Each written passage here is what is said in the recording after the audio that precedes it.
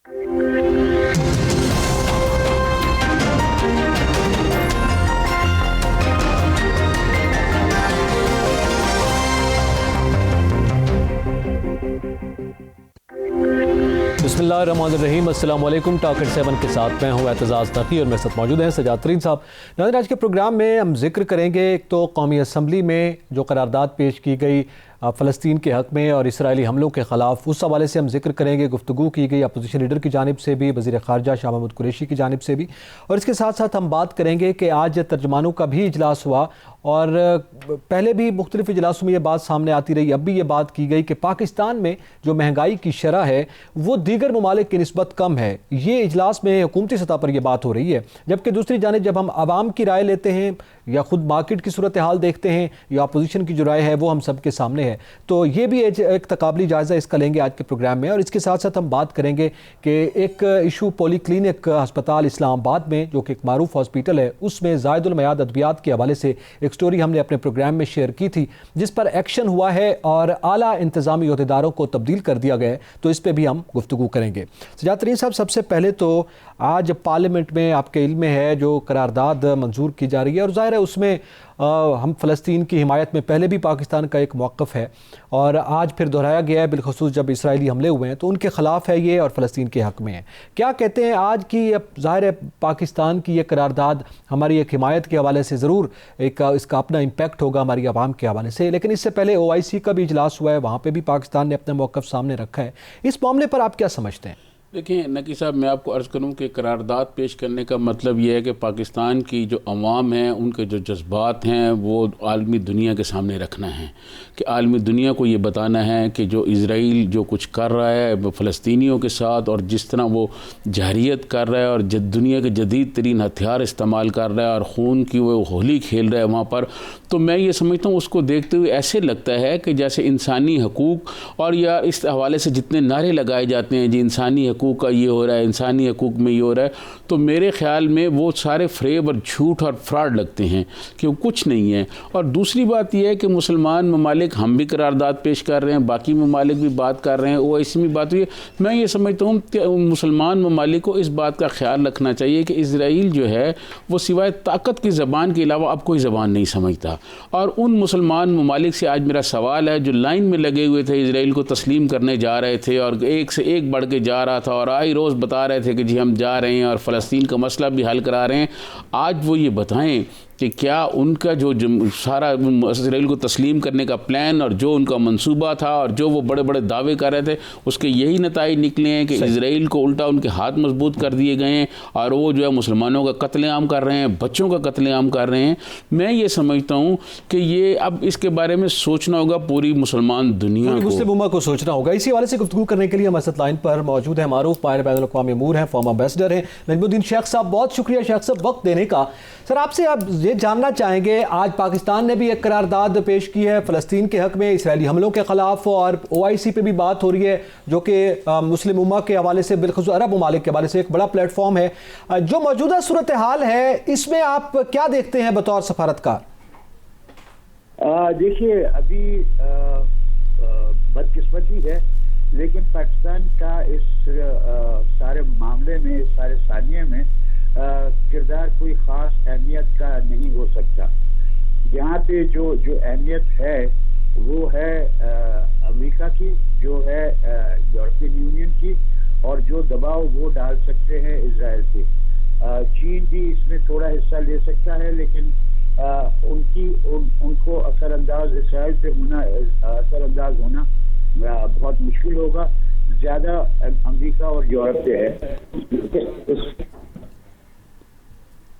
Sorry जी sir please. नहीं, इस वक्त वाज़ेह है कि अमेरिका में इस किस्म की चीज़ नहीं है।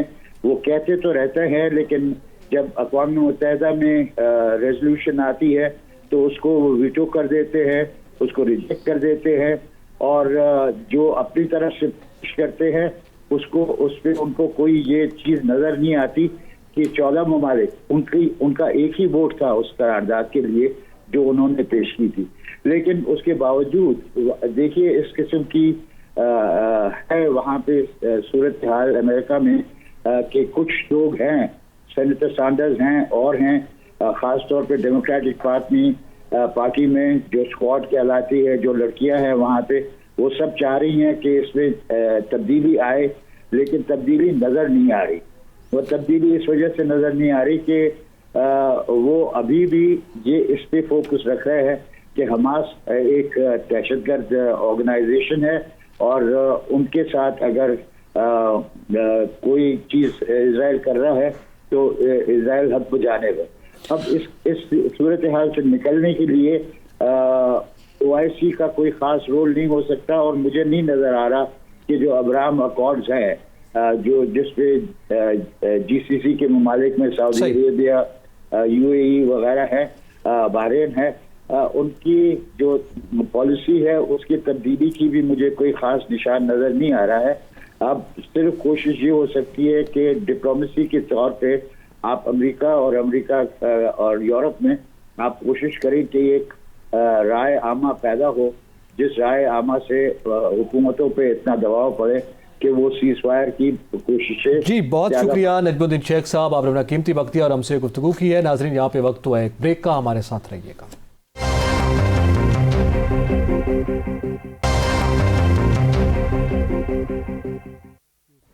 वेलकम बैक नाजरीन, हम बात कर रहे हैं हमारी पार्लियामेंट में करारदाद पास हुई है, ज़ाहिर है जो तमाम पाकिस्तानियों की आवाज़ है और वो है फ़लस्तीन के हक़ में और इसराइली हमलों के ख़िलाफ़। सजाद तरीन साहब ब्रेक से पहले नजमुद्दीन शेख साहब हमसे गुफ्तगू कर रहे थे, मारूफ शख्सियत हैं, उन्होंने ये बात की है कि पाकिस्तान में करारदाद हमारे जज्बात का इजहार ज़रूर है, मगर जब हम आलमी हक़ाइक़ को देखते हैं तो उसके वो असरात मुरतब नहीं हो सकते, इवन कि OIC के भी नहीं हो सकते जब तक अमेरिका और यूरोपीय यूनियन और यूरोप जो है वो कोई एक्शन नहीं लेता।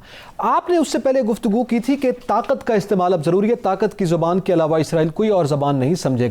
ताकत से जब आप बात कर रहे हैं तो एक ताकतवर हमारा एक इत्तेहाद बना था 40 ममालिक का, उसकी एक फ़ौज बन रही थी जिसका मकसद था कि मुस्लिम उम्मा पर अगर कोई आँच आएगी तो वो मुश्तरका कार्रवाई करेंगे। वो कहाँ गया? आज इसराइल ने इस हद तक जुल्म व बर्बरियत जो है वो रकम की है।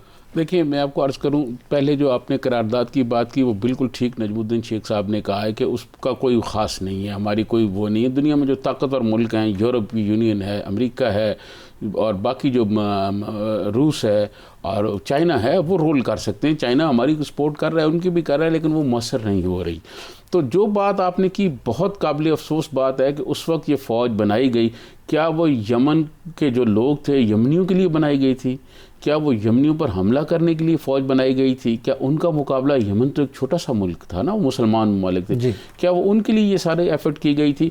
अगर वो एफर्ट मुसलमानों के लिए की गई थी तो आज वो फ़ौज जो है वो क्यों खामोश है और वो उसका क्या काम है? क्या वो किस लिए बनाई गई थी?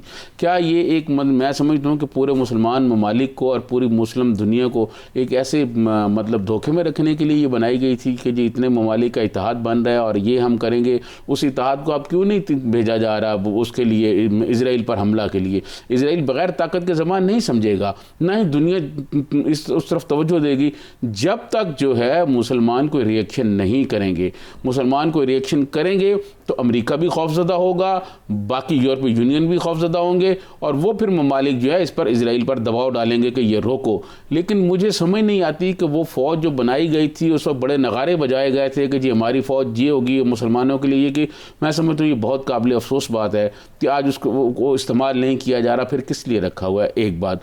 दूसरी बात, वो अरब ममालिक से मैं पूछता हूँ, जो बात ब्रेक से पहले मैं कर रहा था, वो जो ये कह रहे थे कि जनाब हम इजराइल को तस्लीम करने जा रहे हैं, और आपको याद होगा उस वक्त जो प्रेसिडेंट थे अपना क्या नाम है ट्रंप, उनके एडवाइज़र CJ ताड़ल ने कहा था कि पाकिस्तान पर भी बहुत दबाव है कि इजराइल को तस्लीम करें। क्या इसीलिए हम तस्लीम करें कि वो मुसलमानों का कत्लेआम करे? वहाँ बच्चों को मारा जा रहा है, वहाँ ख़वातीन को मारा जा रहा है, वहाँ मीडिया हाउसेस पे हमला किए जा रहे हैं। इससे बड़ा जुल्म और बर्बरियत क्या होगी? इससे बड़ा और जालमाना काम क्या होगा?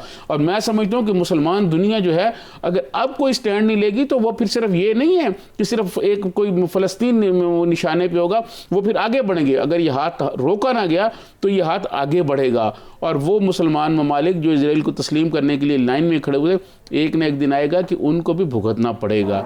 ये मुसलमानों के दुश्मन हैं, इनका सारे मुसलमानों को मिलके करना चाहिए और सोचना चाहिए उन ममालिक को जो ममालिक ने इजराइल को तस्लीम किया है कि क्या तस्लीम करने के बाद वहाँ मुसलमानों को फ़ायदा हुआ है या नुकसान हुआ है। मैं समझता हूँ बहुत जुल्म हो रहा है, और सबसे पहले तमाम मुसलमान ममालिक को ये करना चाहिए कि वो जो कत्लेआम वहाँ पे हो रहा है उस कत्लेआम को रोका जाए। बिल्कुल सही। उसके बाद फिर आगे बात बढ़ाई जाए, वहाँ दवाइयाँ भेजी जाएँ, वहाँ मतलब और जो ज़रूरियात ज़िंदगी की चीज़ें वहाँ भेजी जाएँ। वो बेचारे बहुत मजलूम हैं और बहुत मुश्किलात का शिकार हैं। चंद अरब ममालिक जो हैं वो उसको चलाते हैं और उसमें कोई उसका रोल नहीं है, दुनिया में इसका कोई रोल नहीं है। मैं समझता हूँ कि मैं कई दफ़ा अपने प्रोग्रामों में भी यहाँ कह चुका हूँ, जैसे वहाँ तजवीज़ आई थी अक़वाम मुत्तहिदा में कि मुसलमानों को एक अपना नया फोरम बनाना चाहिए, एक मुअस्सर आवाज़ उठानी चाहिए।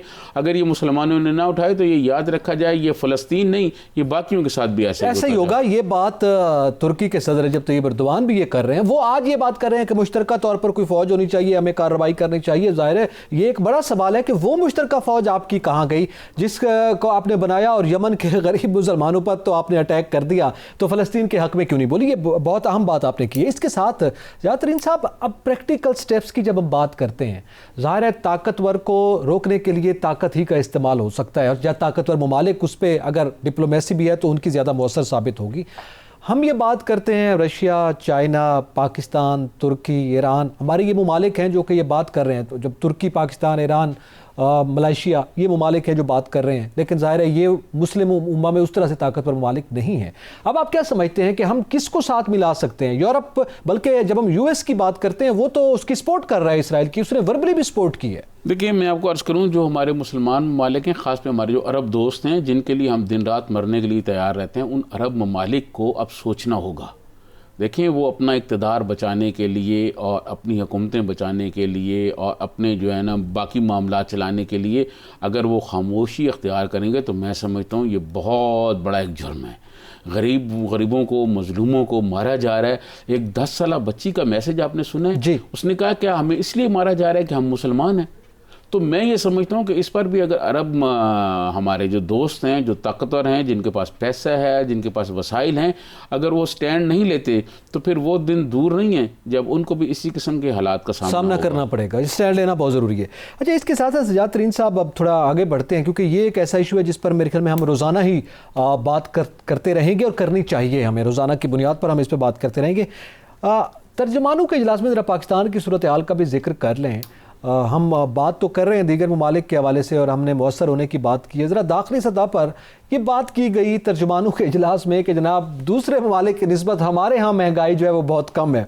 मतलब ये आप भी मुस्कराए और हम भी ज़ेर लब इसलिए मुस्करा दिए हैं कि ये मुस्कराहट नहीं है, ये वो ज़ख्म है जो हम रोज़ाना की बुनियाद पर ख़ुद झेलते हैं, आप और हम देखते हैं। दूसरे ममालिक की निस्बत महंगाई कम है तो जातरीन साहब फिर यहाँ खुशहाली क्यों नहीं है? फिर ये जो ब्रीफिंग दी गई वज़ीर आज़म साहब को, ये क्या है सर? ये क्या हो रहा है? मतलब मैं आपको अर्ज़ करूं कि मुझे ये यकीन था कि ये सवाल आप पूछेंगे, क्योंकि महंगाई से हम दोनों बहुत मुतासर हैं। हमारी तरह हज़ारों लोग, करोड़ों अवाम मुतासर हो रही है। लेकिन बात यह है, दीगर ममालिक में जो आमदन है वो हमसे बहुत ज़्यादा है। एक बात, दीगर ममालिक जिनका जिक्र किया जाता है या प्राइम मिनिस्टर को बताया जाता है, उनके मुआशी हालात हमसे बहुत अच्छे हैं। उनके यहाँ बेरोज़गारी इस तरह नहीं है, उनके यहाँ गर्दिशी कर्ज़े इतने नहीं हैं, उनके यहाँ कर्ज़ की ये सूरत हाल नहीं है, उनके यहाँ जो बाकी रोज़गार की सूरत हाल है वो इस तरह नहीं है। उनकी आमदन ज़्यादा है। जहाँ ज़्यादा आमदन हो वहाँ महंगाई का पता नहीं चलता।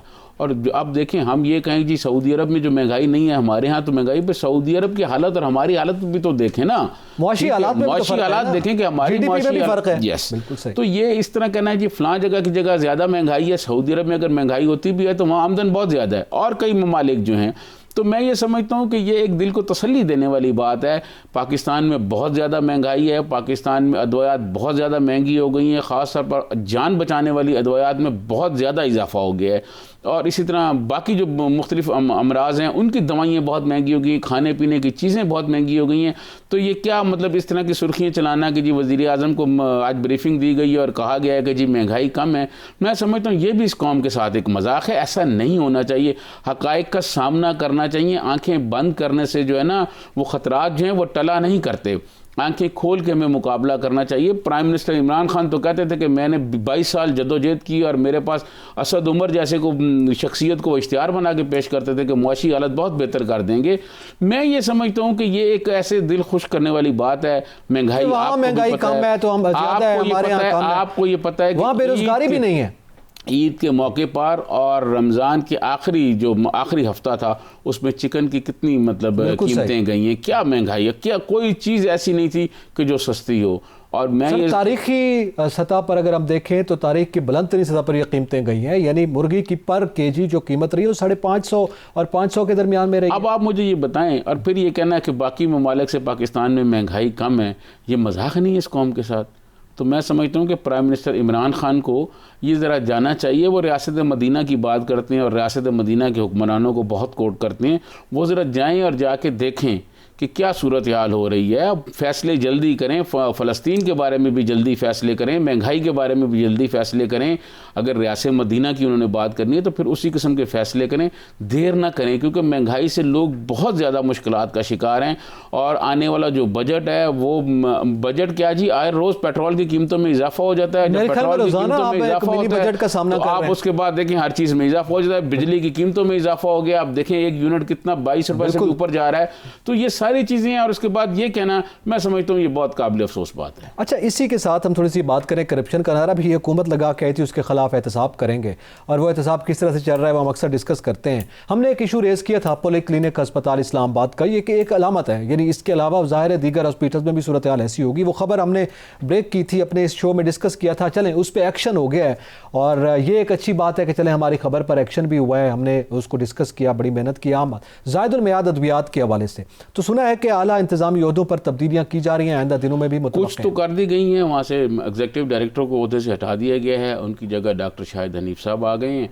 मैं ये अच्छा, वहाँ हुआ क्या हुआ, ये कि वहाँ स्टोर में अदवायात पड़ी हुई थी और चीफ फार्मासिस्ट ने इंतज़ामिया को लिखा, डॉक्टर अमान साहब थे उस वक्त, उन अभी भी हैं, उनको भी बदला नहीं, उनको लिखा कि जनाब स्टोर में अदवायात जो हैं ये पड़ी हुई एक्सपायर होने से 2-3 महीने पहले।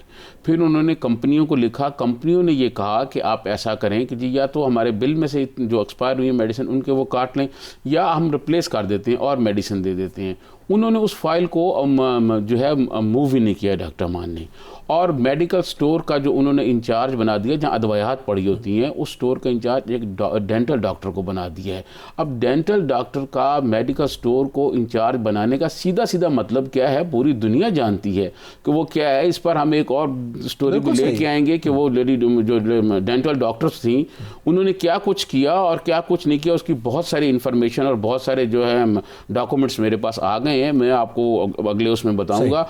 तो ये सारा कुछ उन्होंने बस सितंबर में उन्होंने ये लेटर लिखा चीफ फार्मासिस्ट ने डॉक्टर अमान और इंतज़ामिया को पोली क्लिनिक की कि जनाब ये हो रहा है, ये करें। वो नहीं रखा गया, और जब वो एक्सपायर होगी, अदवायात एक्सपायर होंगी, तो फिर कोशिश की गई कि वो किसी तरह चीफ फार्मासिस्ट पर सारा मलबा डाला जाए। लेकिन जब हमने ये स्टोरी ब्रेक की और हक़ाइक़ असल कहानी अवाम के सामने लाए, तो इस पर डॉक्टर फैसल सुल्तान साहब से भी बात हुई, तो उन्होंने एक्शन लिया। कुछ तब्दीलियाँ हो गई हैं, कुछ तब्दीलियाँ आइंदा आने वाले रोज़ में हो जाएंगी। और एक और साहब जो हैं वहाँ पर, वो भी मतलब वहाँ ईडी हैं, अपना क्या नाम है, डॉक्टर फारूक साहब, वो तो अपने दोस्तों को ये कहते हैं और बहुत ताकतवर हलकों के नाम लेते हैं, जो हमारे बहुत सारे खुफिया इदारे हैं उनके नाम लेते हैं और उनके सरबराहों के बारे में कहते हैं कि जी वो तो सुबह शाम मेरे साथ खेलते हैं, गोल्फ खेलते हैं, मेरा कोई कुछ नहीं कर सकता। भाई, कोई अगर आपका दोस्त है तो इसका मतलब ये नहीं है कि आप जो हैं उस सीट पर बैठ के जो मर्जी करता है ना, आपको कुछ नहीं होगा। ये जो दवाइयाँ एक्सपायर हुई हैं और इसका जो जिम्मेदार है, और फिर एक डेंटल डॉक्टर को आपने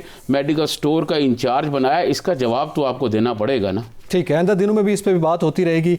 नाज़रीन, प्रोग्राम से एतजाज़ नकीर से जातरीन को इजाज़त दीजिए। अल्लाह हाफ़िज़।